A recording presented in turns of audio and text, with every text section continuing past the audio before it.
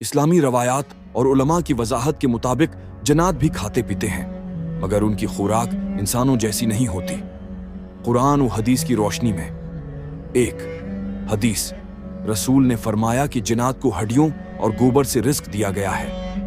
صحیح مسلم، جب مسلمان جن ہڈی کے پاس سے گزرتا ہے اور بسم اللہ پڑھتا ہے تو وہ ہڈی اس کے لیے گوشت سے بھری ہوئی کر دی جاتی ہے۔ گوبر ان کے جانوروں کے لیے خوراک بنا دیا جاتا ہے۔ 2 دیگر علماء کی رائے، نیک جنات مسلمان پاک چیزوں کو پسند کرتے ہیں اور حلال و طیب رزق کھاتے ہیں۔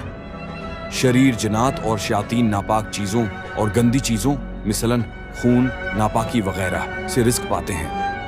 3 عام خیال، جنات کی خوراک زیادہ تر لطیف چیزیں، ایسی چیزیں جو انسانوں کو نظر نہیں آتی ہوتی ہیں۔ وہ خوشبوؤں کو پسند کرتے ہیں جبکہ بدبو شیاطین کو زیادہ بھاتی ہے۔